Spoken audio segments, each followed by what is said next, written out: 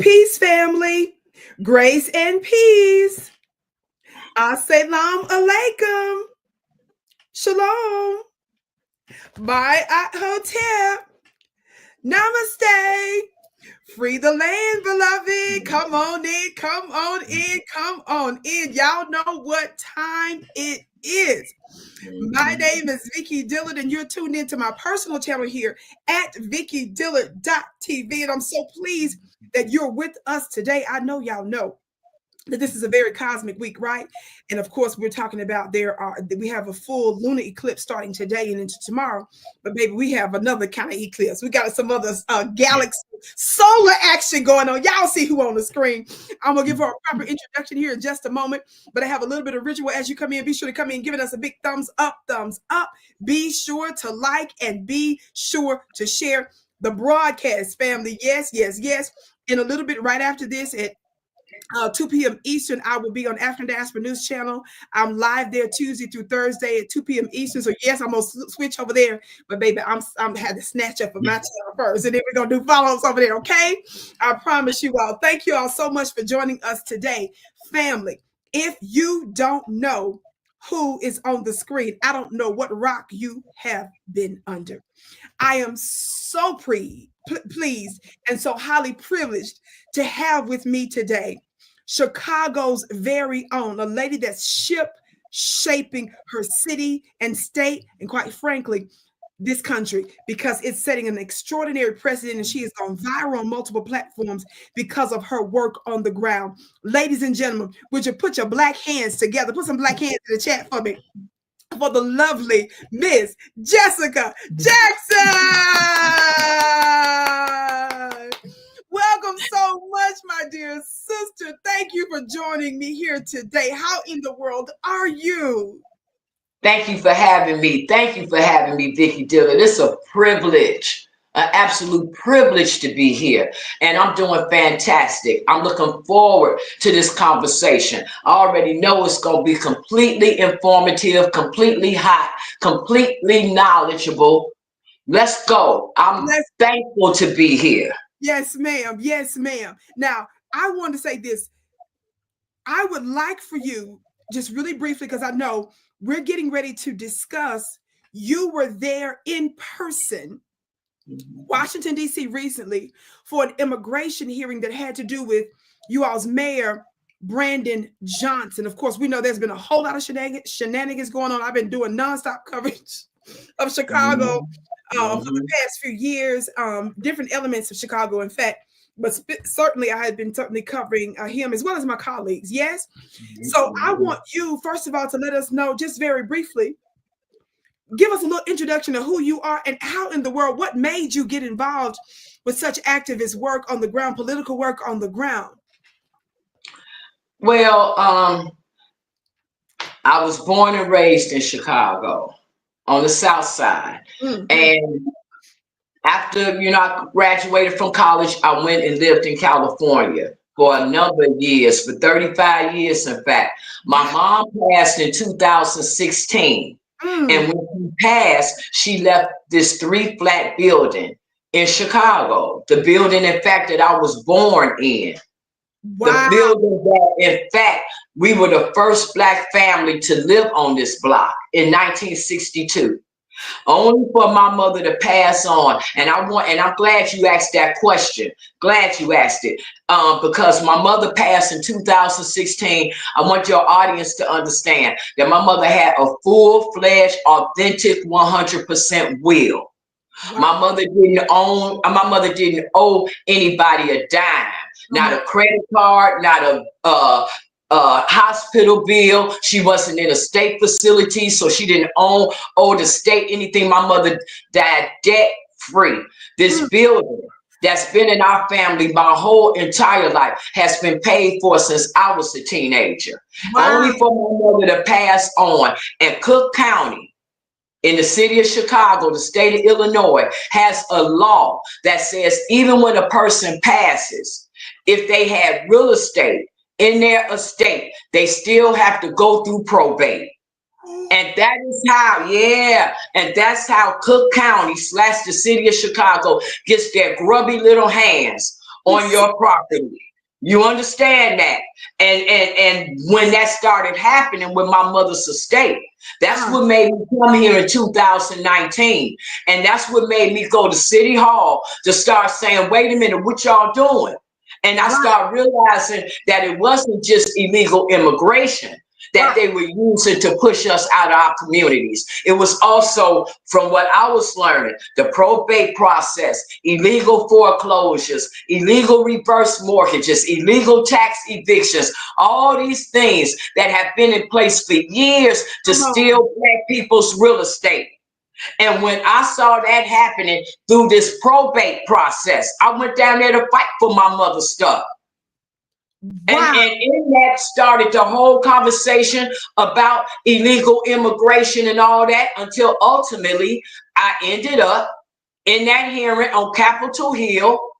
Because what ended up happening in this, Vicki, is I'm in Chicago, which is the Democratic machine, as they call it. Come on. And here I am asking for help from the Democratic Party. Everybody is a Democrat. All the aldermen, the governor, the mayor, the head of Cook County, President Tony Preckwinkle, the chief judge for the courts, everybody's Black. We have 20 aldermen that are Black out of the 50 aldermen that are here. And nobody would help me. Nobody would make the day was straight cheating in court. All the judges are Democrat, and all of them are white Democrat judges, white public administrators. All of them are Democrats, every last one of them. And none of them would help me, none. So then this is when you started hearing me and another lady named Zoe Lee from City Hall saying, we're going to flip this red. We need help. From the federal level. We need to change, because at that time, if you recall, Joe Biden and Kamala Harris was the president and vice president. So that was nowhere to go with that. Exactly. We need a change at the federal level. Come on now. Come on. And this is what made us start saying, Trump, get in here. Help us. Wow. Wow. Wow. And that's what you see. Ultimately, it went to until the Republican Party even wanted me to be in that hearing on Capitol Hill so that I could deal with this issue of illegal immigration and get to see straight up in that room. Come on. How both parties work. And we'll get into that as we continue. But that's how I ended up down in City Hall. That's how I ended up fighting for this, because I'm fighting for my mother's property. That's number one. You're not going to take nothing from me. My mother and father and grandparents worked. Yes. Didn't nobody give them anything. They worked. Come on. And did all the right things. All the right things. Only for them to pass on. And you gonna try to steal? No, you not. I will fight you to the death of me. You're not gonna take nothing from me. Nothing. Nothing. And you hear it all over the country, where they've been stealing Black people's property. And for Black people that had an attitude of, well, you know, that's what they do. That's what they do. Well, when did they make them stop? Woo. This is powerful. This is powerful. Your story is absolutely powerful. It's organic. Somebody put some gavels in the chat. Somebody put some fire emojis in the chat. People are on here talking about wow. People are on here with smiley emojis. People are on here talking about phenomenal work. My dear sister, they know what it is. And I feel the power on me, which is why I resonated with you so much when I came across your name and your videos. And I had the privilege, and I want the audience to know that I had the privilege of meeting her family very, very briefly in person last year. Yeah. Used a Black establishment called a restaurant called How to Eat to Live. It's Black establishment, and my beautiful sister was there along with some of my other activists that are on the ground. Now, what I want you all to know is that sometimes while you're working and doing your thing, do you all know that you've got warriors out there fighting and speaking on your behalf, like this sister right here? You all understand that while you're working and raising your babies and working out and dealing with your circumstances and situations, that you've got quiet angels that's doing the work and pressing the powers that shouldn't be to do what is right on your behalf. That is why I wanted to interview you. That is why I wanted to meet you last year. And that is the reason why we're planning some other stuff that we're not going to tell y'all right now. But we're fixing to get into this. Now, you attended this hearing recently in Washington, D.C. Yes. I'm so honored that you did that. Our dear sister, when you attended that hearing, it was an immigration hearing. It was about Chicago's mayor, among others. It was also one of the mayors here in Denver, because there are different cities here in the Metroplex. But Denver, I do a lot of business in Denver, so it's not too far, 30, 45 minutes from me, but I'm always in Denver all the time. So the Denver mayor, the mayor was there as well. There was was it New York's mayor and some of the other ones that was there, immigration hearing. The other one was the Boston mayor. Boston mayor, that's the Asian lady, right? I forget. Yeah. Wu, W-U. That's right. Yes. So they were there. And so Mayor Brandon Johnson, among others, I've certainly been covering him quite a bit because, as you just mentioned, Chicago is a Democratic stronghold. It's a political headquarters. The Barack Obamas are there, the Jesse Jacksons are there. In the spiritual and religious and social sense, the Honorable Minister Louis Farrakhan, the Nation of Islam, it's a major power center among many, many, many, many other moving parts there from Chicago. So you're there, you touched down there, and I'm going to say I got chills because when I did my a few of my broadcasts on African Diaspora News Channel, I specifically said, look, I want some of my people on the ground there to attend that hearing so I can get testimony straight from the street. Then I found out my sister was there. I said, that's what I'm talking about. Yes. I know it was a long hearing. There's so much we can discuss. We're going to be doing some follow-ups. Like I said, we're going to actually chop this up and put it on African Diaspora and do a broadcast on it. But we're going to because there's so much going on. Please tell us some of the main takeaways that you got from that hearing. Now, I want to say this because y'all's mayor, Brandon Johnson, he has been so obstructionist. He tried to stop you all. I covered this too a long time ago about the fact that he tried to change the policy, the rules for attending the political meetings there. He tried to say state IDs, didn't want y'all on the same floor as some of the folks. And then he found out, fool, you might be violating the law. So you're going to have to be seeing that foolishness. That's how much work y'all been given.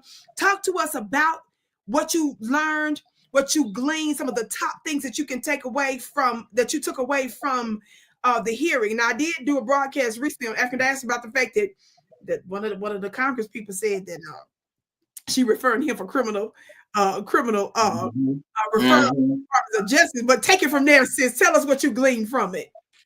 That was Congresswoman Luna that you're referring to. Okay, that will do the DOJ. Yeah, that's hot. And I hope she follows through with that. She needs to follow through with that. I'm gonna keep my foot on her neck about following through with that because it was officially filed.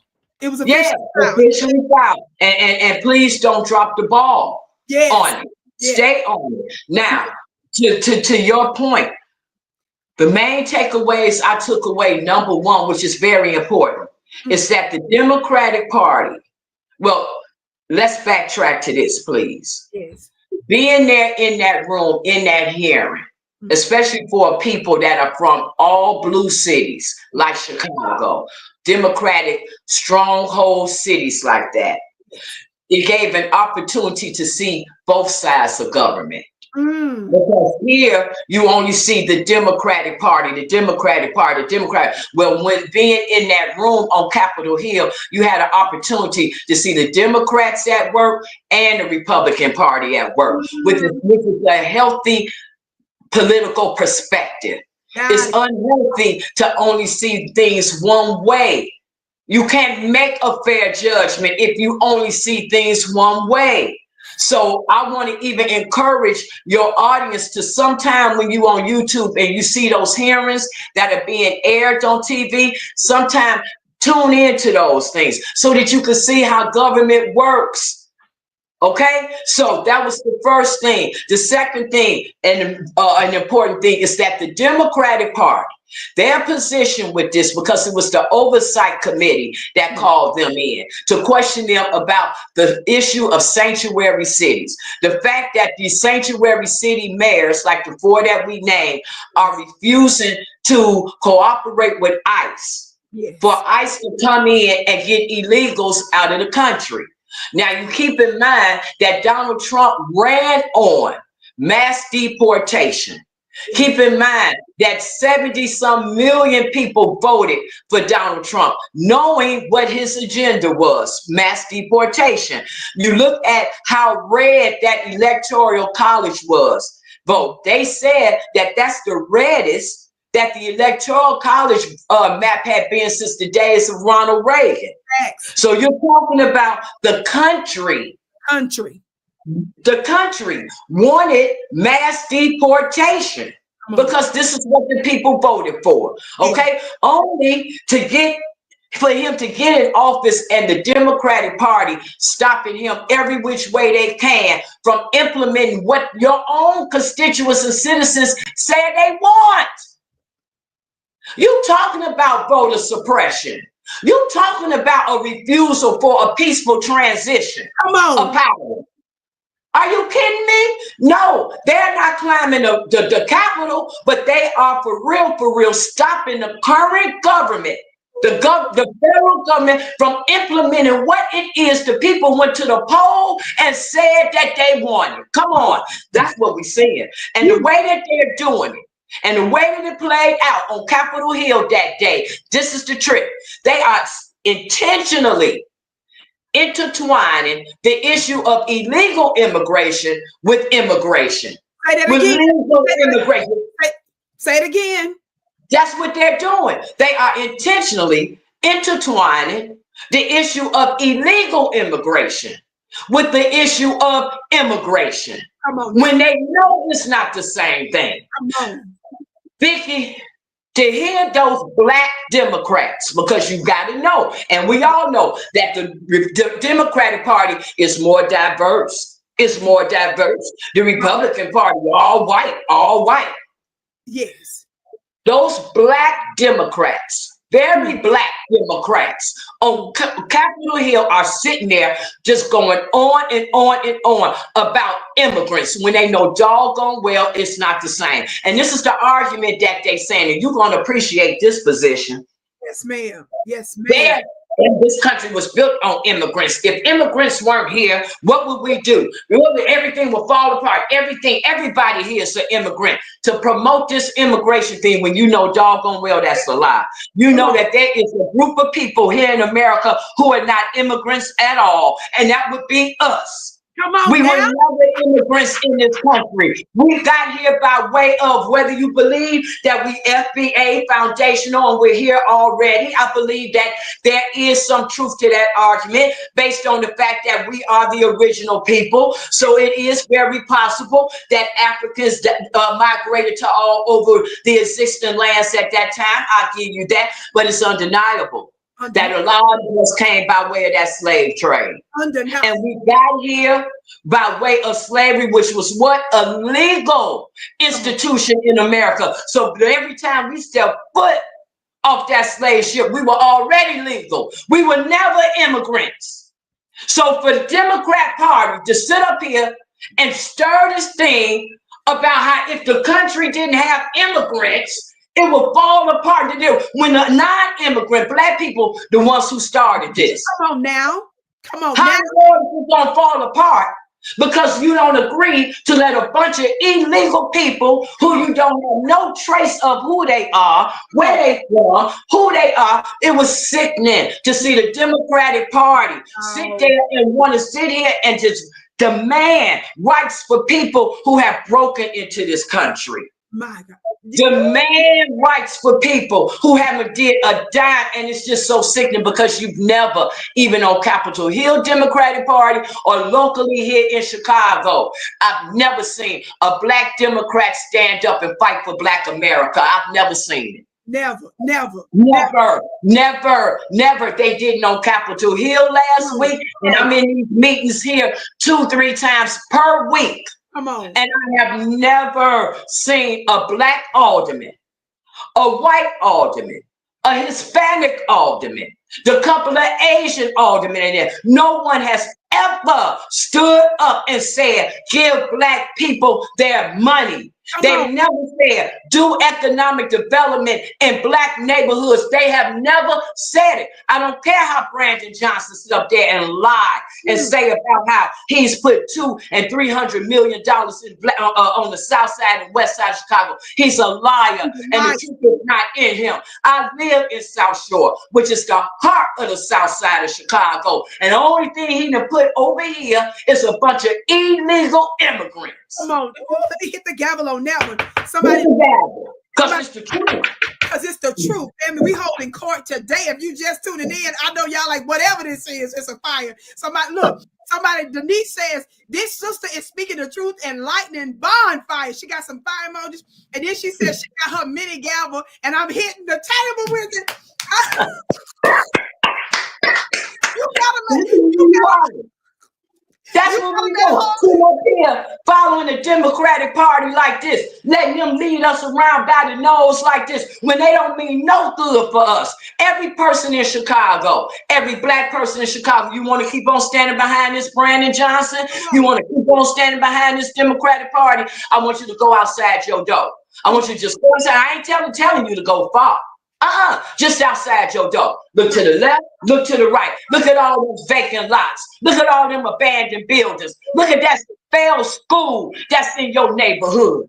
And then you tell me what Republican did it. And I'm not sitting here caping for the Republicans. All I'm saying is what I'm saying. Who did it? The Democratic Party did it. They did it then. They're doing it now. They did it on Capitol Hill last week. They were going for illegal immigration, not your black self, not at all. Let me tell y'all something. This woman is breaking it down for you like nobody's business. And she is a direct witness and a daughter of the soil that this is what makes this so explosive. Family, hit that thumbs up button and share the broadcast. Let everybody know that Vicki is on her personal channel today at VickiDillard.tv. I promise you, I'm going to do this on African Diaspora too. We're going to chop up the video and do a couple of follow-up broadcasts, so don't worry about that. But I wanted to, look, I'm greedy. I had to get a... Look, I wanted to claim the interview. Okay, is that all right, Sister Jessica? Hey, go on with it. Y'all got to say, I've been watching you. Yeah, I've been watching you. You the one who got me into black media. I'm telling you, with Nasheed, like I told that Dr. Shauna a couple of years ago. I'm like, wait a minute, who are these people? And y'all was bringing it. No, I feel blessed to have this conversation with you. Let's get the information out and let's help black people, because we're in a bad state in America right now. Wow. And we know better. We know better. This is powerful. You know, what you said just a minute ago when you said, I'm not giving the Republican Party a pass, but let's tell the truth about who did it. My dear sister, black media, I've heard them use the phrase B1. I use it as well. Some of the others in black media, these spaces. And one of the things that I say often is we are B1, not D1.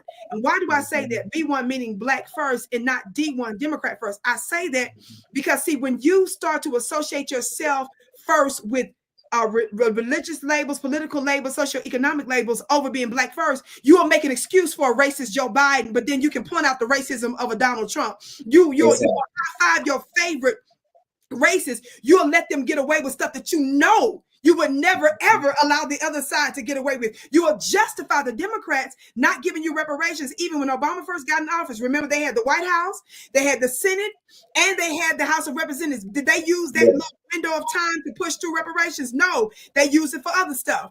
The same with the Democrats, the previous Democrat administration, right? For that little short window of time, what happened? They had the presidency, they had the Senate, and they had the House of Representatives. So when folks say, well, what Republican you gonna get that's gonna help you with reparations? We didn't need no Republicans when you all under two different administrations had it for that window of time. All we needed was the Democrats. We don't need no civics lesson, Roland Martin, as they try to tell us how civics works. No, we know how it works. You all chose not to do it. And even if they did, my dear sister, what are they doing now, even though that they don't have those levels of power? I want you to talk on this, and we're going to get back on to the second and third takeaways that you took away from it. Yeah. I'm covering the fact that not only, as you just mentioned before, Brandon Johnson is lying about hundreds of millions of dollars spent for Black folks in Chicago, when we know all this other money he's been spending. I did broadcasts on African Diaspora showing where one of the agencies there was looking into certain gifts that were being taken that weren't disclosed, weird little stuff he got going on that they didn't tell.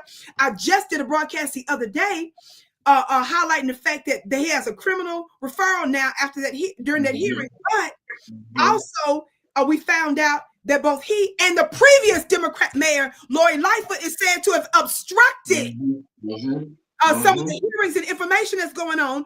If you want to get into that, you can. But I want us to understand all of this money, these resources are going to everybody but Black Chicago there, and all of the efforts they're doing to literally stop you. You just weaved a beautiful point a minute ago when you said that they love to talk about voter suppression. The Democrats say that about the Republicans, but here it is. Didn't they tell us that the Republicans demanding IDs was racist for voting? But it was the Democrats that suggested y'all had to show IDs to come to the political meetings. They had to pull that back. Would you talk to us about that and then move on to your second point that you took away from the hearing?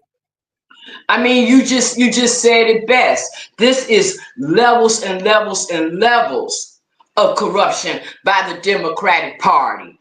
Brandon Johnson is completely responsible for what is happening with him under his rule. That is true. But it started before Brandon Johnson got in office. If you recall, Lori Lightfoot, the very first school that they tried to put the immigrants in was over in Wentworth, over in the Woodlawn area at this elementary school.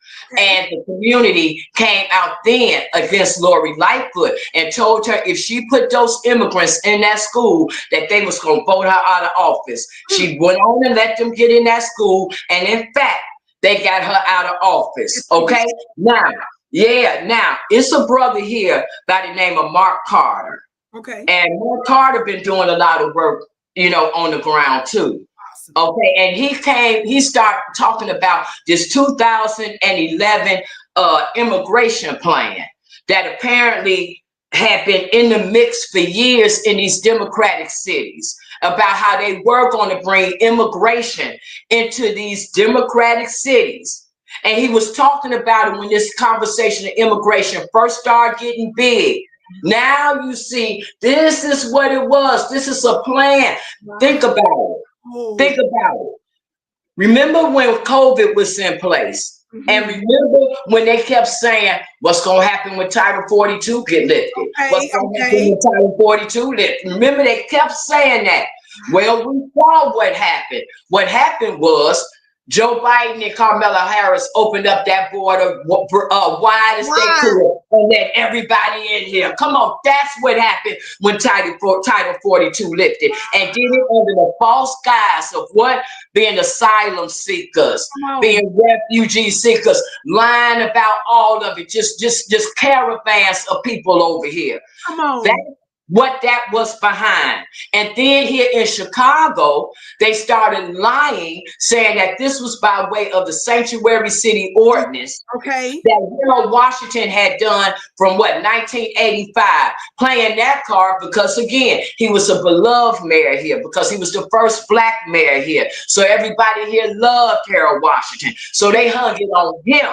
When the reality is, Brandon Johnson did his own executive order. When he got in May 2023, he was sworn in April. May 2023, he did his own executive order called the Immigration, Migration, and Refugee Act, where he appointed these deputies for immigration. He appointed these immigration officers, started saying all about this money, start twisting the narrative about how a Haitian man fell in love with an Indian woman, and this is what made Chicago. All that came from that executive order that he put in place. Wait a minute. Are y'all listening to what our sister said? She said the mayor himself, soon as he sworn in, he did his own. Yes. Office as mayor. Are y'all listening to this? Now, sister, I don't want you to lose your wisdom or your point. You and I, of course, we haven't talked about any of the details about this, except for the fact that I wanted you to have some main points that you want to discuss. Yeah. I'm not gonna put my 2 cents. I need to hear from you. Who do you think? Who else you think is behind him doing this when he knows that his own people and the people that put him in place are against this? They've been saying that they're gonna kick him out. I know we've tried to recall his funny looking self, but they made it almost impossible to do that early and all that kind of stuff. Tell me, who else do you think is behind this? Because you know he's not. You know he's not doing this on his own. So who else do you think is behind this? One of the things I've said. Because when he went to that hearing and found out he was under investigation, remember he was playing games about whether or not he was going to actually go or not. But in addition to his the hearing, they're going to use, obviously, in addition to their Congress's investigation, they asked for a cache of communications, email, documentation, all that. And I told my audience on African Desk, I said, look, I bet you ain't no telling what else going to come out of them beyond immigration. Ain't no telling who we going to find out. Whatever other little agendas going on. Do you want to come? You don't have to, but do you want to comment on whether or not you think or who you think or what else might be going on? Or we can wait for part 2 on that. But what are your thoughts about who else you think is behind this and who he's working with? Ain't no who you think. It's a known fact. The teachers union is behind him. Okay. You better believe that. Okay, because he's the union. Yeah, it's behind him. The white corporations are behind him. That's where all this high level low income housing conversation is going on with the Democratic Party, where they keep on, the only thing they talk about is low income housing, subsidized housing, affordable housing. Here they trying to build all these high rises. Okay. See, that's them white corporations getting money for housing. Come on. Looking like the only thing that matters is that people get housed. They get housed with low income. They staying away from private citizens owning stuff. Got it. They not rebuilding single family homes or these 2 and 3 flats that's in the city that's been abandoned since forever. They not taking that TIF money, that tax increment funding, where the government's supposed to give money to the local government for them to fix the blighted communities. Okay. See, so what they doing is these corporations here is building these big high rises, and what they'll do, Vicki Dillard, is they'll say it's low income and mixed income. See, watch that mixed income, because that mixed income is what they say up here. Let's say on the north side, we're gonna build some high rises up there, and then we're gonna give 3-4 black people or Hispanics or whatever some vouchers where they can live in there. That makes it be mixed income, and now they qualify for this government funding. Now over here, you hear me? Now you come over here to the south side. Now you pitch that same solution. You say you want to bring some high rise over here, but the income, the only difference is this. Watch this, Vicki. The ones over here in the south side, they're gonna be full of vouchers. Right. Everybody in them gonna be low income. Now watch this. What does that mean? Okay. The people that's in all this low income, they don't own. Therefore, they don't pay property taxes. Come on. Property taxes are connected to the amount of local resources that go in your local schools.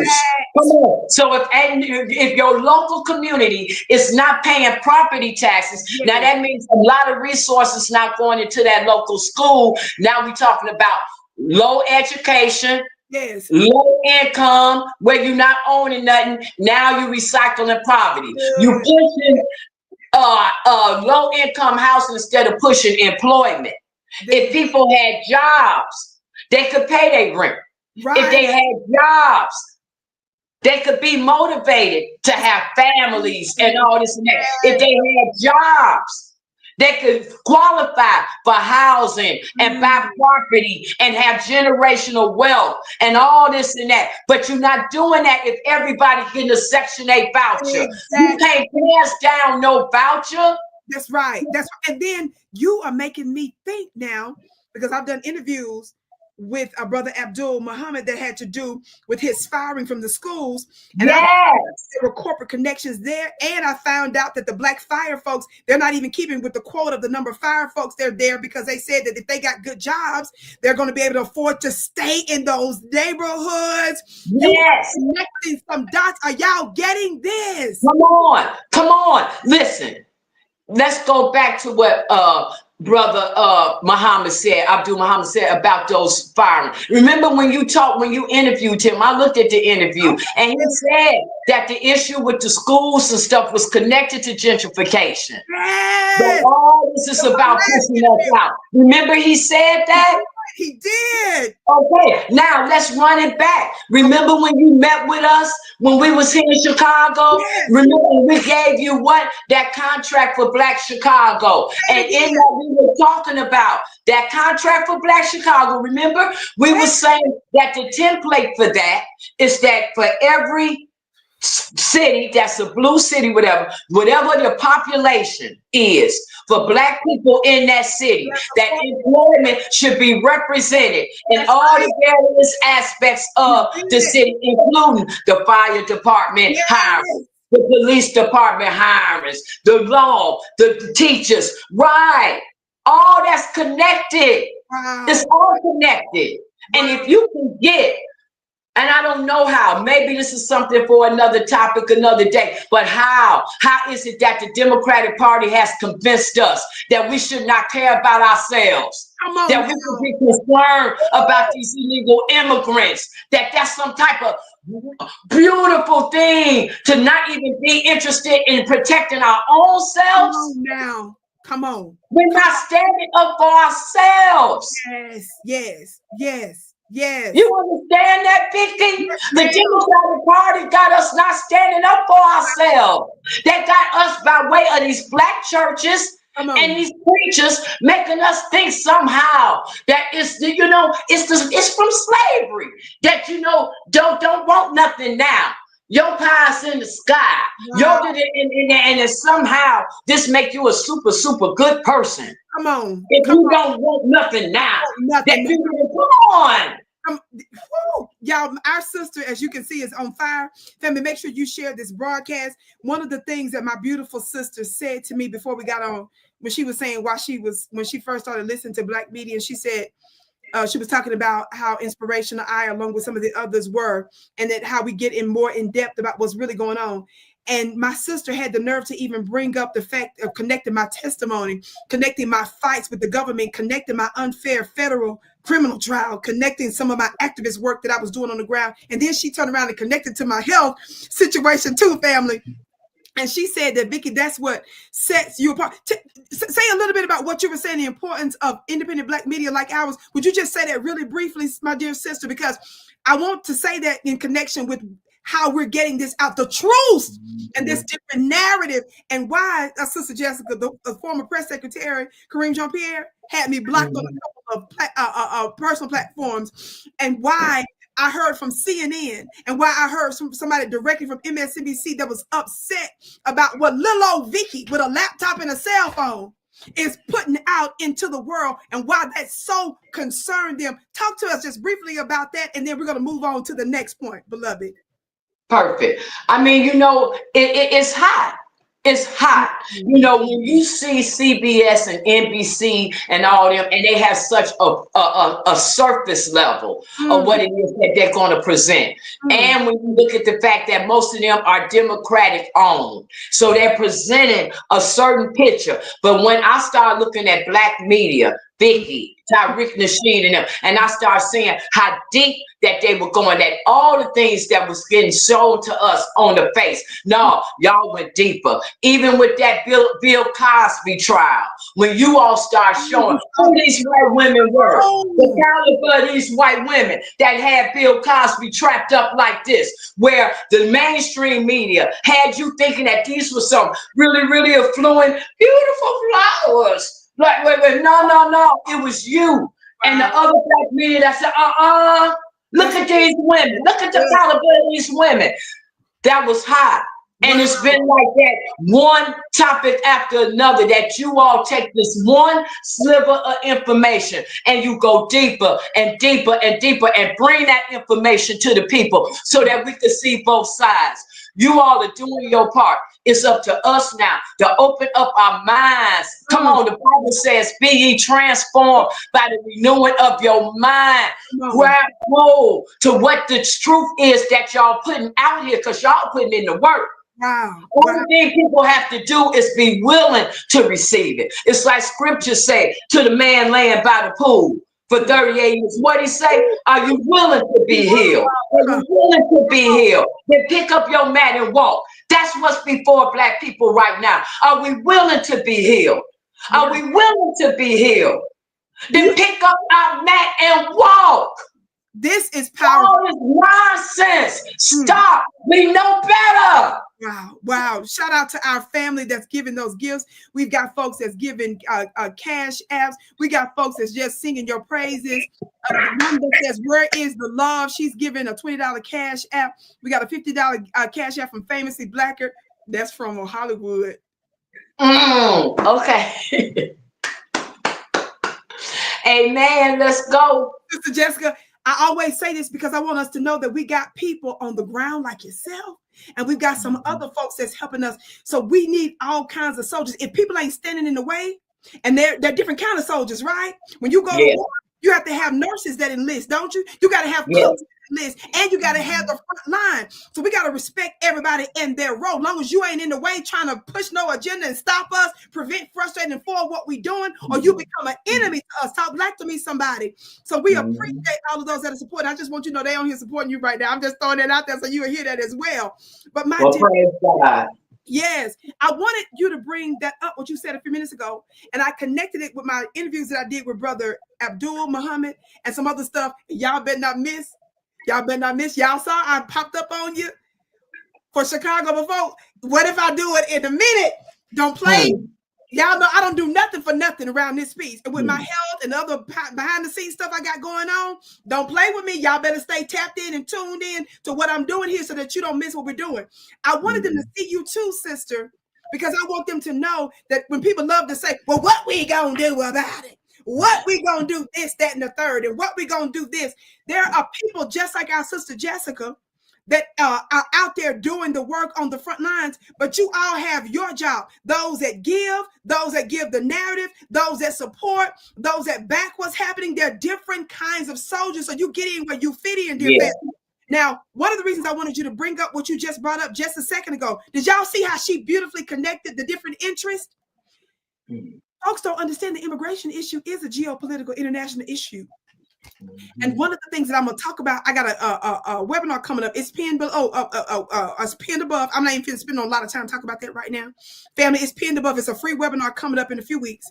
I'm going to be talking about some of those very unseen forces, beloved, that we hear about the news that think ain't got nothing to do with us. It's directly connected to what's happening on the local level in Chicago, Illinois. And you better believe our sister that you watching on this screen needs to be supported, because you all understand that there are forces that don't like what she's doing. In fact, would you tell us a little bit about what you told me right before we came on when you said that you would hear me talking about different forces coming against me, and you said that you understood? Say what you were saying about that. Yeah. Absolutely. That's very important. I'm glad you brought that up. Yeah, as we start moving in this direction, and when I say we, I'm talking about, first of all, Zoe Lee, who's been down there fighting for her mother's property. It's an issue of eminent domain. She's been down there for as long as I've been down there. She used to be out there fighting, standing in front of City Hall with signs made that she made about her mother's property that they illegally did by eminent domain.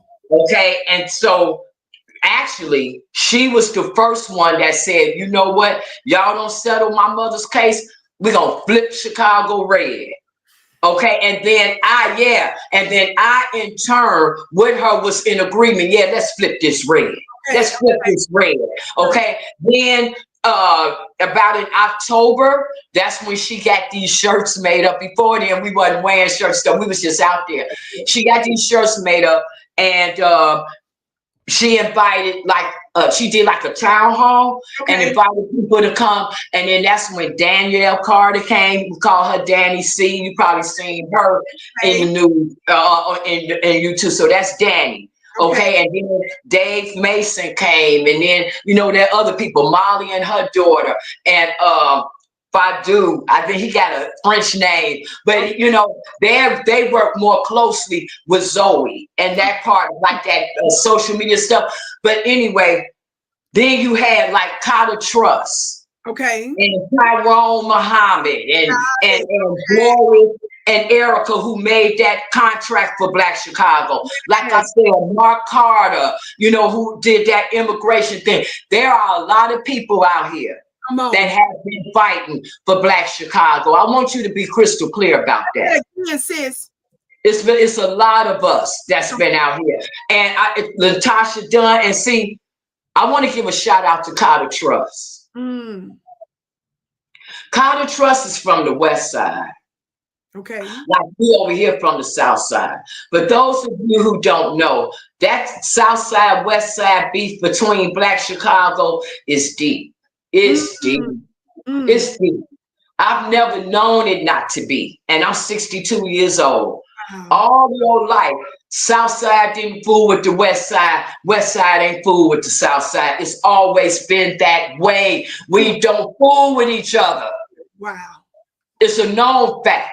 Okay. Well, Brandon Johnson got in office, and the first person, and after that Wentworth thing with Lori Lightfoot, the next school that they attacked was South Shore High School. And that's over here by where I live. My sisters went to that high school, right?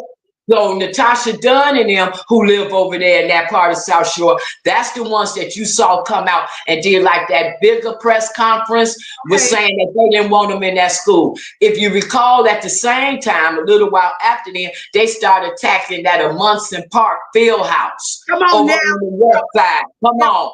And that's when Carter and Linda and them on the west side start cutting up like, you ain't bringing them over here. Next thing you know, Carter hooked up with Linda. Come on. I mean, with Natasha Dunn. Come on. And you remember, Carter once said from that press conference, she said that she was suffering from voter remorse because she had supported Brandon Johnson because all them was from the West Side. And that only for Brandon Johnson to get in office and do this to the West Side. And then remember, she said, but Brandon Johnson, you done something that nothing had nobody's been able to do ever in the history of Chicago. You done brought the South Side and the West Side together. Come on. I was like, go on, girl.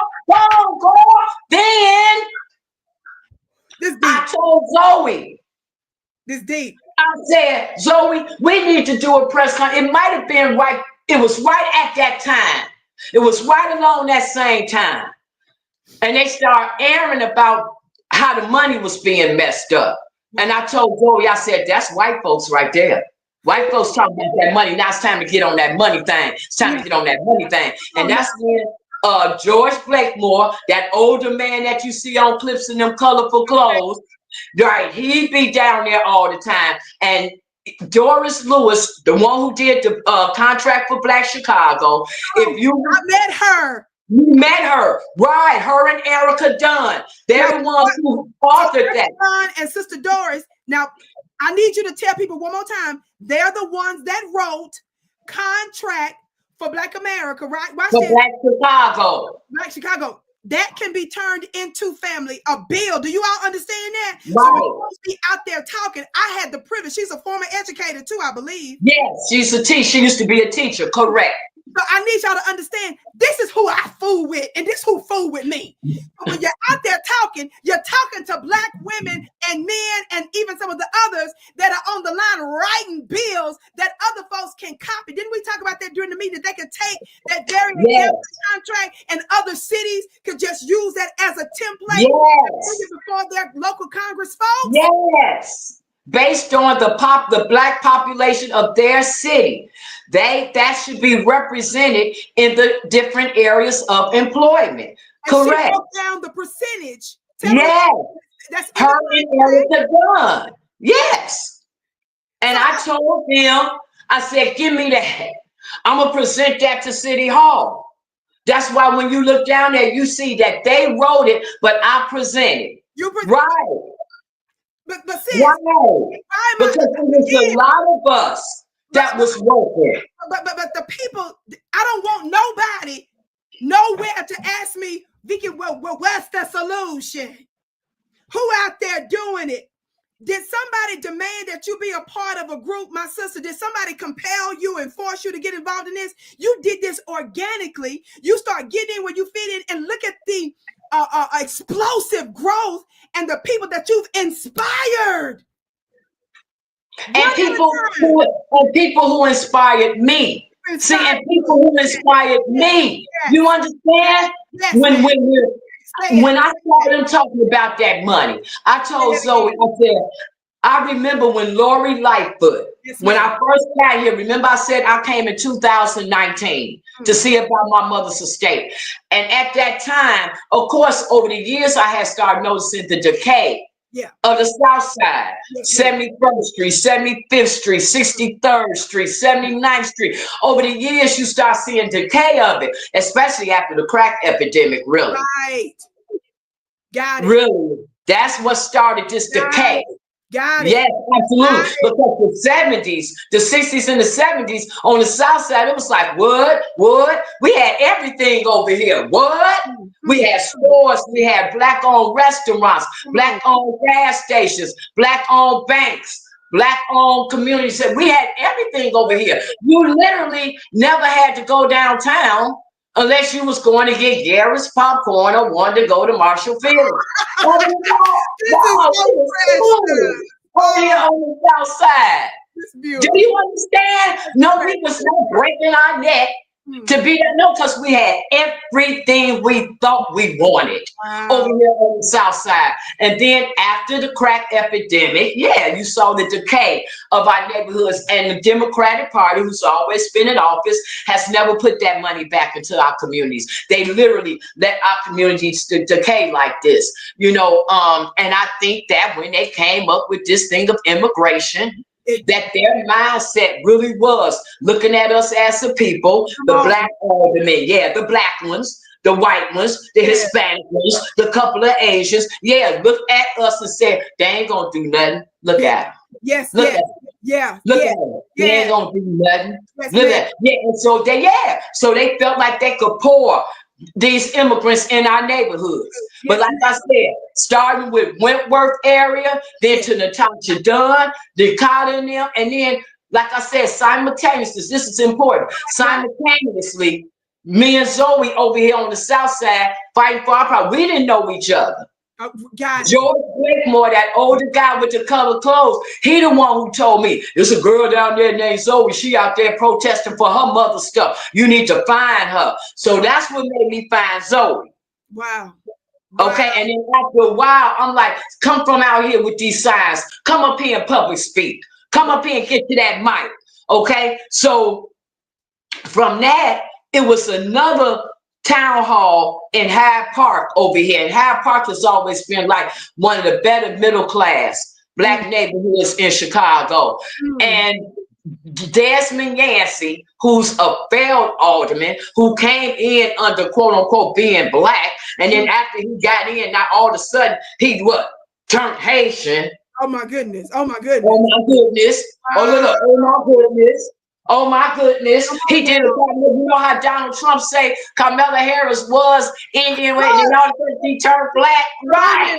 Real facts. Right, facts. Same thing with Desmond Yancey. He got in on the Black car, running as Black, got up in there, and all of a sudden he discovered in the last couple of months he Haitian.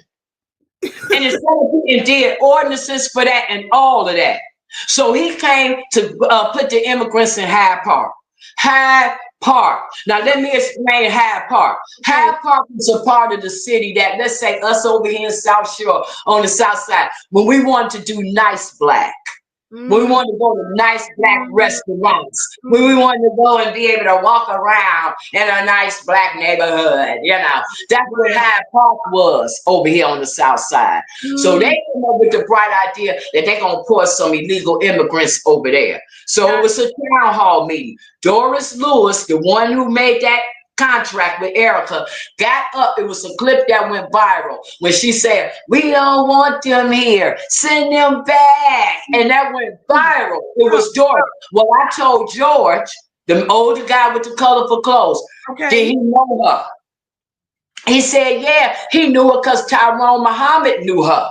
Wow. So I said, can you get her number? I said, because I think we need to do a press conference. Me and Zoe need to do a press conference. Maybe she can help us do a press release. Yes. So George connected me to Doris. That's how I met Doris. So me and Doris work on the press release because, like I said, Lori Lightfoot, when I got here in 2019, she was talking about this Southwest Invest money. And that money was supposed to be monies that was supposed to fix the south side and the west side and all the different communities. Okay. Then all of a sudden COVID came. That conversation went away. When COVID was over, now all of a sudden it wasn't no more talk about Southwest Invest money. Now all of a sudden it was all about housing illegal immigrants. Wow. I'm like, what the heck is, where's our money? Where's our money? So we do the press conference, and in the press conference, just like Carter has said about the South and West side come together, I said, well, I told Doris, because in the press conference, I talked about how this was money for the South side and the West side. Yes, and that the South side and the West side needed our money. We wanted economic development.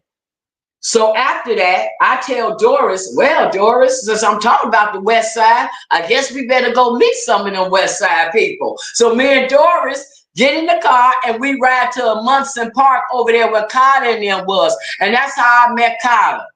And Linda Johnson, I think that's her last name. And that's when I met Mark. I'm getting chills listening to just how you're talking about how this was formed. Yes. It was a collective effort. Now, what made people start singing me and Zoe is because we were down at City Hall all the time because we were fighting for our properties. Now, let me tell you something. What made me a target years ago has to do with real estate. It had to do with illegal a seizure of one's home.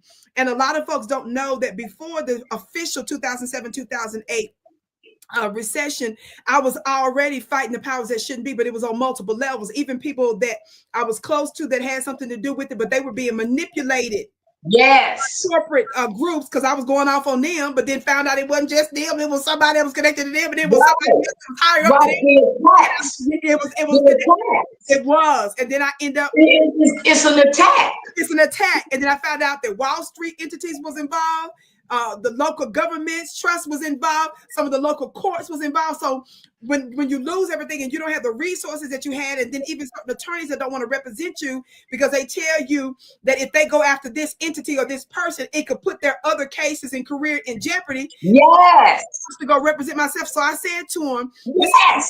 I said, you telling me that if I can't buy justice, I can't get justice? You telling me that you won't get it? I said, oh no. So when I started representing myself with little to no education, I started getting local attention from media. I started upsetting some power centers. And even when you didn't quote unquote win, I was causing so much drama in court. I was costing them a lot of money just with the process of what I was doing and attention on these different entities. So I became a target. So when I realized that some of they was forging documents, they was doing stuff with the documents, and they want Black women and Black people, then I found out in one of the neighborhoods that I had one of the properties in, one of the neighbors had a connection with the treasurer of somebody at one of the county places, and they turned around and made a phone call to one of their friends to try to stop these devils and our people. These devils understand how it's all twisted up, sis. How it's all twisted up, Vicki. How it's all twisted up. And then as we start, formulating as an organization, I would tell Zoe and Danny and them, I say, look, as much glory it is with the civil rights movements, and it's glory with that, we tend to lose sight of the fact that all those organizations end up getting infiltrated. You said, slow down. What you said one more time. I had to explain to Zoe and them. Once we became a quote unquote actual organization, I would tell them over and over again, y'all slow down. Be careful, because as much as we glorify the civil rights movement from the 60s, please be mindful, y'all, that every last one of those organizations end up getting infiltrated. Come on now. And soon enough, that's what started happening. As soon as the South Side and West Side start coming together. You saw it. You saw it. You saw it. We were talking to each other like, everybody wanted Black people to be okay. Next thing you know, here came the imps of Brandon Johnson. Come on. Listen. The imps of Brandon Johnson. You know how you talk about? He from the West Side. He from the West Side.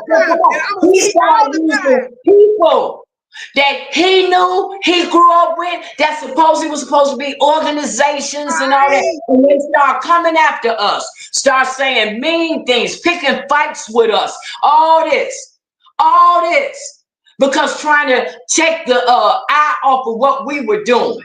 But God is good. God is good. And I remember, that jump Vicki was talking about. This what I saw when people was coming after her. But Vicki kept going. She would be sick sometime on her thing, but she would keep going. She keep going. You talked about the mortgage, how they were stealing property. I'm like, yeah, there it is. Come on, keep going. Because that's the issue. That's the issue. We got to keep going. Look, Vicki, you just hit on something that's heavy. Powerful. You talked about how the courts are corrupt. Yeah. I told you about how the courts here are corrupt. Come on, Black people. Come on, y'all. I'm on the record as having sued judges, my sister. Come on, yes. Generals on the other side of me. Yes. My people don't know a lot of this about the work that I was doing before my unjust criminal trial. But I have sloppily redacted documents. And to this day, I still don't have all of the 50,000 pages worth of discovery that they did turn over. And in those emails, not chit chat for the haters, do your jobs. For the haters, the legal document, baby.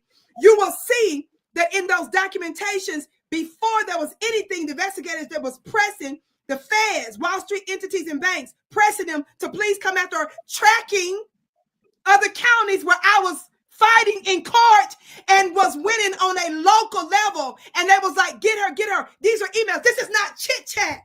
It's not chit chat. It's a corrupt judicial system. And listen, Black people, we sit up all the time talking about how the courts is crooked. The courts is crooked. Come on, let's talk about two things. Number one, nobody's denying that. You crazy to deny. But it's not just criminal court, it's in civil courts too. And civil courts is where they do the economic harm.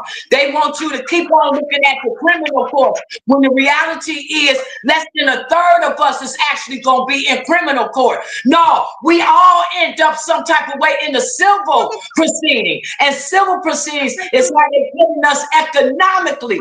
Civil proceedings is how they're taking our property. Civil proceedings is how they can make you pay money that you don't owe. Civil proceedings is how they can keep you from getting damages that are due to you. Them civil proceedings, come on. Them civil proceedings. That's how come when they be talking about judicial court system, you always hear either they're going to say the criminal court or they're going to say the courts. They never say civil court, because civil court is economic damage. Girl, you better listen.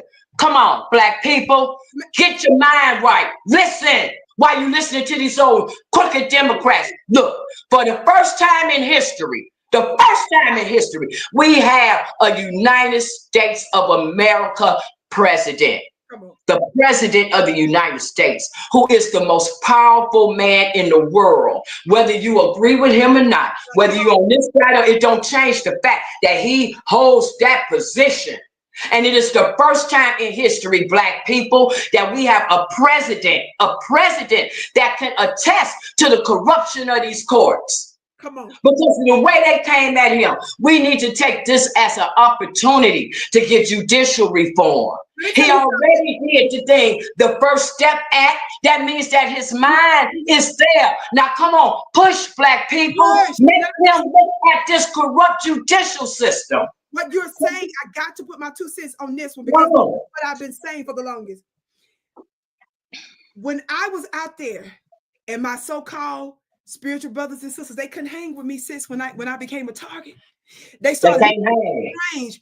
They couldn't hang with me. So when Vicki goes super spiritual on them, because that's what you were telling me before the show, you said that's what make you high, because you said, didn't you turn around and put the spiritual? I had to with the spirit realm, because these spiritual realm.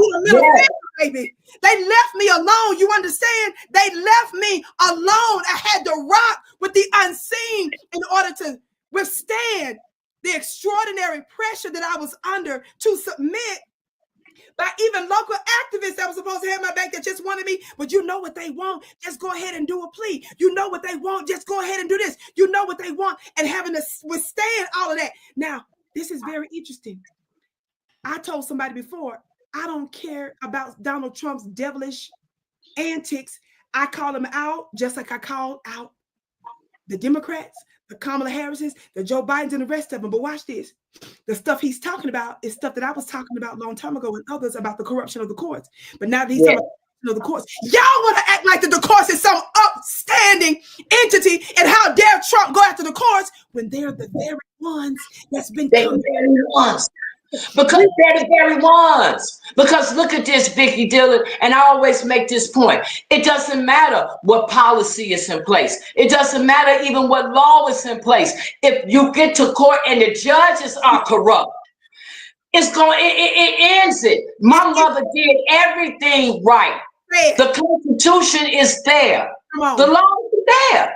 People will say, people that don't know your case will say, well, did her mama have a wheel? You know, Black folks do shows on whether or not Black folks is getting wheels. You started the show before you even told the testimony good. You said, first of all, you said my mama had a what?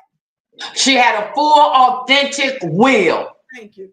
Notarized, signed, not found down in the side of a couch and all that. No, my mother took care of her business, and I resent anybody who tries to say otherwise. Say it now. I dare you try to slander my mother. Come on. My mother had her business in place. She did everything right. Our parents, their generation, their claim to fame was to buy property, pay it off, and pass it to their children. So that their kids didn't have a dime in the bank, they had somewhere to lay their head. Come on. I dare you take the lies of a corrupt entity over the sanctity of my mother. Come on now. Come on. You can get back with that.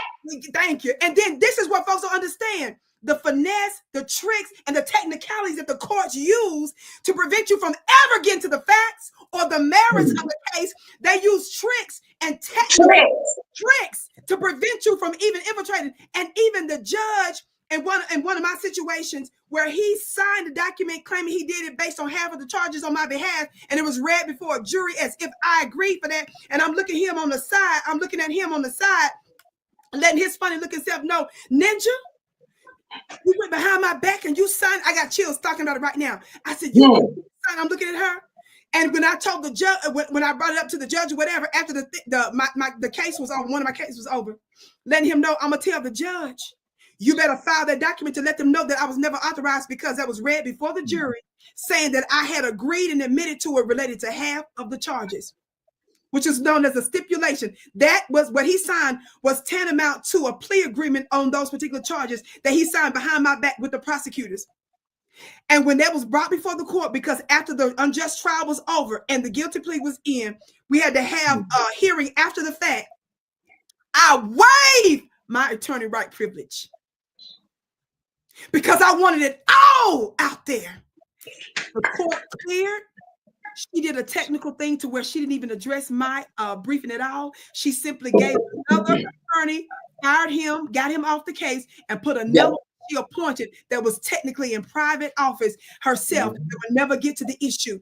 I had too many other situations like that. I went down in my civil work. Before y'all knew, you 2008, 2000, well, what they say about her, what the feds say, what they say they got her funny looking self. Before that took place, I was down there doing a lot of the work and my name was buzzing around. They was telling me they knew who I was and what was going on. Your name will quickly start to spread when you start to elevate, when you start to expose certain things, and you will realize, baby, this wasn't even just local. This wasn't even just the people that you trusted, that you went off on, that you first blamed.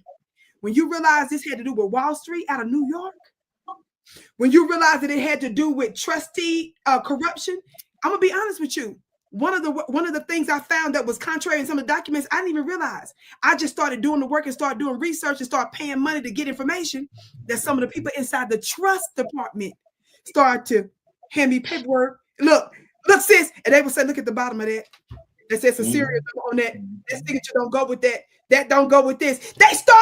They told me to go down in the attic where they kept some of the documents, look for X, Y. You understand? This how that kind of stuff goes down. And they were trying to stop the economic interest, and I didn't even know what I was on to. Do you understand? I didn't even know what you don't even know what you own to. You don't even know what you own to. I had no idea that this would land me on Capitol Hill sitting in that room. I had no idea that this would land me there. And you just going the way God is moving you to go. You don't have no choice. You in it. It's sink or swim. You got to do what you got to do. And you start seeing, like what you say, how God started lining up people to help you. How you start seeing. Y'all hear my sister? I got to say this. You see the brother's name that I got on the screen? I lie not. Cool Keezy. He's out of Colorado. I didn't know this about this a long time later. He said Vicki Dillard's name was ringing heavily. Cool Keezy, would you write in the chat what you told me, not me? I didn't know you from a can of paint, bro. We don't live in the same city.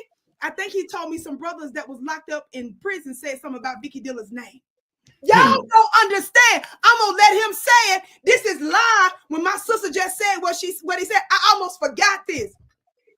Years later, we ain't in the same city. This brother wasn't rocking with me directly, didn't know me from a can of paint back in the day when Vicki was, what did you say? He said Vicki Dillard's name was ringing heavily then. Would you tell him in the chat, bro?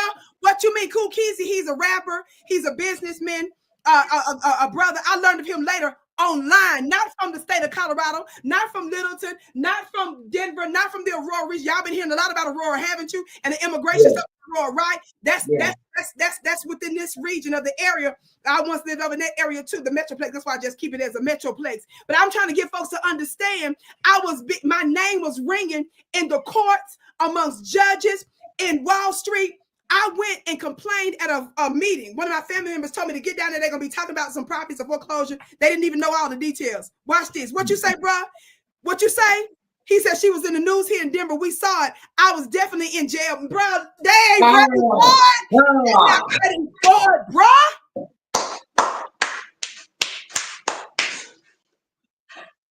They ain't ready for it.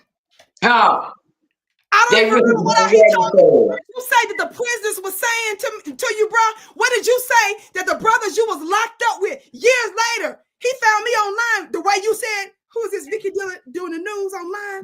Yeah. That's how he found me. I didn't meet this brother. I didn't bump into him in the state of Colorado and all of the different cities that's here. I'm just trying to let you all know that when you do the right thing long enough, and even when it looked like you lose and you win it. Come on, girl. Do you know that some of the very law firms that came against me ended up closing, or they came under investigation, or they ended up being found for fraud, or they had to pay millions of dollars in money and so forth? Do you all understand that even when it looked like I was losing, well, I was the belly of the beast, they was fighting, my enemies was falling in different types of ways, entities and so forth. Let me tell y'all something. This is the reason why I rejoice in some of the stuff that's happening with Donald Trump, with his messy ass, but he's the demolition. It's who the ancestors will use. This is what they don't understand, sis. This is what they don't understand. This is what they don't understand.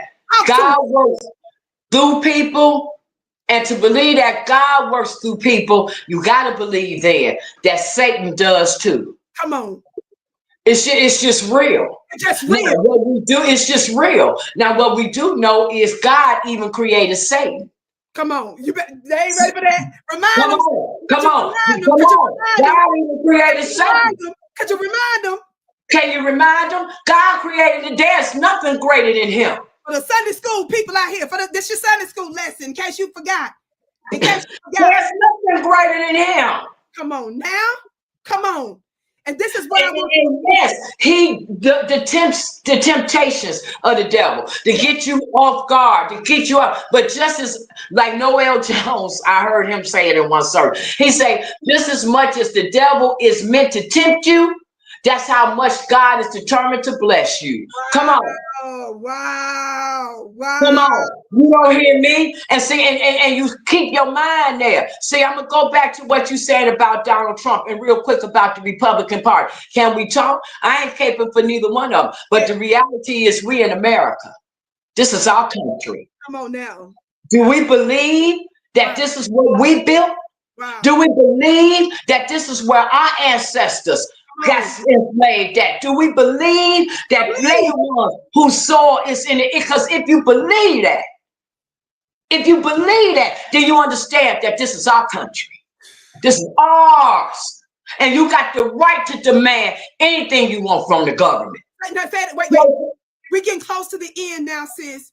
I need you to say the last part one more time. I want you to close us out because y'all know I got to get ready to go live on African Diaspora News. I got to go live on another network here in a few minutes. Because like I said, look, I stole her.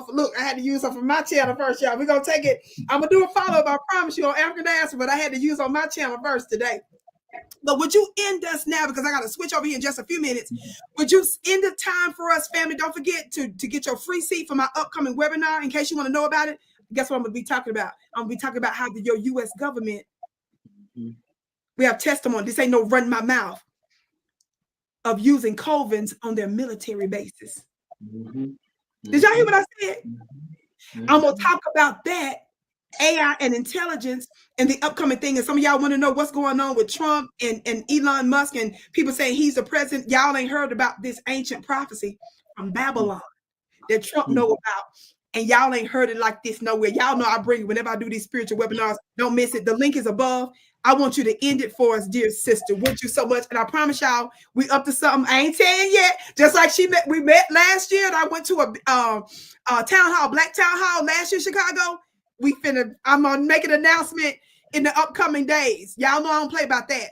I'm getting ready to go to Ohio here, sister, in a couple of months. Me and some of the folks from African Diaspora are invited to an event there, so I'm gonna be looking forward to meeting y'all. That's official. I finished signed the contract for that. So we got some stuff that we're working on. But Sister Jessica Jackson, you ain't number fire emojis in the chat, ain't number unbelievable comments. People say they got chills, all kind of stuff. Would you please time for us? Because you know we're doing a follow-up. But sister, would you please end it for us? Well, I just want to end it with, come on, Black people, keep an open mind. Pay attention to what's going on politically. We cannot withdraw ourselves from the political conversation in America. We just can't. We are Americans. And if we believe all the things that we say about being Black here, we need to act on it. I just want to say this real fast. We don't owe the Democratic Party anything more than we owe the Republicans. But I do want to say this. The Republicans are the ones who signed that Emancipation Proclamation that got us out of slavery. Now, we can say Abraham Lincoln didn't really want to do it. He only did it because it doesn't matter. What matters is he signed it. Okay? Then we're going to fast forward. It's the Republican Party that put that 13th, 14th, and 15th Amendment in the Constitution to protect our citizenship. That's a fact. That's a fact. Then we're going to fast forward to today. It's the Republican Party. That's why I keep telling y'all to pay attention to the hearings on Capitol Hill. Because right now, it's the Republican Party that's standing on the 14th Amendment saying that this birthright stuff, you cannot compare it to what the 14th Amendment is for. The 14th Amendment is for the freedmen. It's for those that were coming out of slavery. It's the Republican Party that's fighting for that right now. It's the Republican Party. And then to bring us back to what the original conversation was about, Vicki, it's the Republican Party that called Brandon Johnson and those other three mayors to Congress to question them and get at them for destroying this country with illegal immigration. It is the Republican Party that's doing it. You can say whatever you want, but the reality is, Vicki, we don't have nowhere else to go. This is our country. This is where we live. No, we can't go over there. We can't go over here. It ain't nowhere, no table at the United Nations that's a black seat. Come on. It's an African, Liberian, Nigerian MC. It ain't a black seat. The United States government on Pennsylvania Avenue. That's who I beat this with. That's who we deal with. That's who we deal with. Damn. Now, nobody's saying we can't be independent partner, but the reality is this, Vicki, we are in trouble right now. Right now. We don't have time to build an independent party that's going to be strong enough to take down the Democrats or the Republicans. Not now. Come on, not now. Come on. Right now, we need to get on one accord with that which is near and dear to us. And what's near and dear to us? Our public safety. What's near and dear to us? That our jobs be available to us and not being given to illegal immigrants. What's near and dear to us? Our property and real estate being saved and protected. What's near and dear to us? That judicial system getting corrected. What's near and dear to us? Our schools being corrected and proper resources. And the Republican Party, by them keeping these illegals out of here, is the party that can do it. Come on. We can be mad about it all day long, and yes, our anger is justified, but we don't have the power to get these illegals out of here. Come on, come on, come on. The only thing we can do is what we did. Let our petitions be known before the government.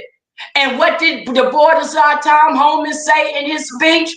He said he came to Chicago and he met with the community. And then he backtracked and said, what?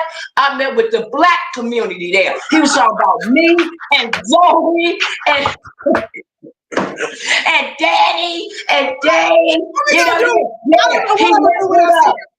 don't know what I'm gonna do. I'm gonna see you in person. We just gonna go. I don't know either. Look, I don't either. And he talking about, look, you had 20 seconds to say to him what you wanted to say. So he said, what's your name? I said, Jessica Jackson. He said, what can I do for you, Miss Jackson? I said, get them illegals out the black communities here in Chicago. He said, I got that for you. I said, well, then come on, let's take this Photoshop photo, czar. Yeah. So come on.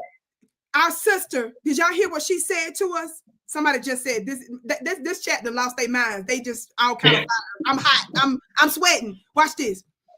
As we steal this time, because I gotta switch over to the next. You gotta go. Y'all, I was just in Chicago during the Democratic National Convention week. I'm planning something. I'm snitching already. I'm snitching. I'm just having to give you the details, so don't play with us. So you better stay tuned in. Go to my website and join the email list so that way I can directly notify you when I get ready to touch down for the next Black Town Hall. That's all I can say. Go to VickiPlanet.com. The link is above, the same link where you sign up for the free webinar coming up in a few weeks. That's the same website you go to. Scroll to the bottom of the website, put your email there. And so when I tell you, hey, I'm headed back and I'm going to be there with my sister, and some old sisters there and brothers, you'll know when it is. So I already told you I'm getting ready to go to Ohio. It's official in a couple of months. And then I'm working on one other city because I'm not playing with these funny looking people. We're not playing with y'all. I'm going to add to whatever the ground is doing, whatever my sister and them doing. I'm trying to get with that. And one of the things that we know, Sister Jessica, when mainstream media was calling us Russian bots, when we were saying the just things that we were saying about illegal immigration and how it's negatively affecting Black folks, and they weren't bringing on voices like yours, but they want us to cry when they get fired from jobs. The Joy Reeds want us to get upset because she don't have a voice, but they weren't the ones bringing you on. They were the ones that was trying to shut us down from their agenda that they had when we were talking about legitimate issues that the Black community was having. They weren't the ones that was rocking with us. I want to rock with y'all. So the proof of our power ain't none of that. It's about who lost the White House, who lost and who lost the House of Representatives. The Democrats. They'll tell you whether or not the bots are real or not. They'll tell you whether or not the power is real or not. That'll tell you whether or not it's real. And some of y'all can get mad if you want, but like our sister said, it's the Republicans that's holding these meetings, because when we was telling the Democrats what all this stuff was going on, they weren't giving voice That's what I'm trying to tell you. They were ignoring and suppressing it and shutting us down and retaliating and looking for ways to punish us. They're in Chicago. Y'all were giving them that work for so long. You told them that you were going to disrupt the DNC. What did they do? For a short time, they talked about digitalizing the DNC. Yes. Because you remember, when Mark Carter did that press conference and he said, if y'all think y'all gonna come here and run that DNC and ain't nothing gonna happen, remember he looked right in the camera and said, stay tuned. They were scared to death of you all. And I'm trying to let you all know, family, that's proof of an agenda because the Democrats are not even listening to us. At all. Make our voices heard. And what did my sister say before she ended? She said, we don't owe the Democrats or anything more than we owe the Republicans. This is about being Black first, family, not Democrat first. And they're the ones that are deserving of more criticism because we're the ones that have been giving them 50, 60 years worth of our votes, which means that you have given them the power to change your condition and they are refusing to change your condition. They're giving money and resources to everybody but us. I want to thank you so much, my dear sister. We're getting ready to do some follow-ups on this in the next upcoming week or so. Just expect some follow-up pre-records on another network, African Diaspora News channel I plan on doing from this very broadcast. Like I said, look, I said, I'm getting that interview. We'll get the other one later now. And stop. And plus, like I said, I've got some plans. Y'all know I did the first one in Chicago, the first town hall I did with the brother there with the P1 movie. I plan on doing this next one, the Vicki Dillard town hall, baby. So don't play with us, family. Do not play with us. So I'm so honored. I bow to you, Sister Jessica. I bow to you and the entire team of those that you named and those that you didn't name that's doing the work on the ground. Look, you make us proud. We thank you for our silent warriors. Our sisters down there at those hearings. How many? You said 2 and 3 a week. Yeah. We're down there 2-3 times a week. We was down there yesterday. Me and Danny was down there yesterday. Being attacked by the West Side Imps. We was down there yesterday. And so we stand with you. We got your back. And look, we just getting started. You've inspired so many of us. And for that, we say thank you so very much, family. Thank you all so much for tuning in to today's broadcast. I've got another one coming up tomorrow. Family, I'm going to be interviewing again with my dear brother. He's actually a UK journalist, Richard Sudan. Our brother has been to the Palestine area, but guess what in the UK? Guess what he's known for? Pushing reparations for foundational Black Americans. And I rock with him because he rocks with us. All the time, he's out there pushing for the fact of reparations for foundational Black Americans. So I rock with him as well. So he's going to be with us tomorrow. And y'all don't miss tomorrow's live interview right here, VickiDillard.tv. It's going to be, I think it's 12:30 Eastern tomorrow. And so we're going to be talking about why the Israelis got high skin cancer. I ain't gonna y'all know where we going with that tomorrow. Y'all know how these platforms are. So we're going to talk about that element of the real reason why. And we're going to be talking about the race war that's happening in the United States and in the UK. Y'all don't want to miss it, okay? So family, get your free seats for the upcoming webinar that's happening in a few weeks. The link is above. Go to my website at VickiPlant.com. Share this broadcast. Get on my email list. I don't want to hear nothing because they be mad when we do events live. Talking about, well, I didn't know you was going to be in Chicago again. I don't want to hear nothing. I don't want to hear nothing, okay? I love y'all so much. Any last words, my dear sister, before we click off? And I'm going to switch on over to African Diaspora in a few minutes. I just want to thank you. I want to thank you for having me on your show. And I want to thank you for the support. I want to thank you for the support of the chat. Keep me in your prayers. Keep Chicago in your prayers. Your encouragement means a lot. Encouragement means a lot. It means a lot. And I do agree with you. Different people have different places in it. So I encourage everybody to find your place in it and work it. Work it. Don't let up, no matter how it looks in your spot. Yes. Yes. And the Lord is with us. God is with us. The only thing that we're required to do is to keep the faith and keep fighting. So I thank you, Vicki. I look forward to seeing you when you come here. I look forward to people in the chat getting more involved. Yes. And lastly, remember, y'all, it was the Republican Party that offered us up to 40 acres in the mule. Facts. Fact. Not the Democrats. Go to the people who originally offered us up to that and deal with them. Don't be scared of white folks, y'all. Come on. Come on. We know what it is. We know. They the ones who champion themselves on being morally correct. And that's a biblical concept, the issue of reparations. When Israel came out of Egypt, Pharaoh had to give them something. They had gold and silver, all of that. That's how they was able to build the golden calf in the wilderness. They had something. Yeah. So it was a biblical concept that when they let us out of slavery, they were supposed to give us something. That's what the 40 acres in the mule was about. Stop wasting time with the Democrats. They didn't already showed us since HR 40 back in the 80s, they ain't gonna do it. Come on now. Somebody's asking real quick, how do they get in touch with you, sis? Somebody asking for your information. What? Give them my email, I guess, in your chat, Vicki. Okay, fam, look, this is what we're gonna do. Because you know I ain't into social media like that. So just drop my email. Yes, ma'am. Yes, ma'am. Y'all just contact us at contact page at VickiPlanet.com. That's my website. Yeah. Contact page there, okay?